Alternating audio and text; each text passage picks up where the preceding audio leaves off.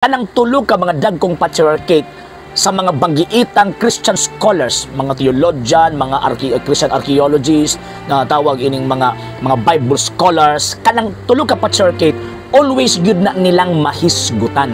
Ang term ng patriarchate from the word patriarch. Gikan sa tawag in Latin word nga pater, buti pasabot amahan. So, gitawag ang Antioch, ang Rome ug ang Alexandria nga patriarchate, naman sa hinungdan kay ang Pedro nga mao ang gilad lang amahan ana nga panahon, siya mismo ang nag-establish responsable diha ni anang maong tulo kag gitawag og mga patriarchates. Og every patriarchates naay mga bishops nga nagdumala. Patriarchate of Rome, Patriarchate of Antioch, and Patriarchate of Alexandria. Yan na mga minor patriarchates. So ang point nako, sa first 300 years, kana nga mga patriarchates, dako kaayo na og kahimuan formation sa Christian faith.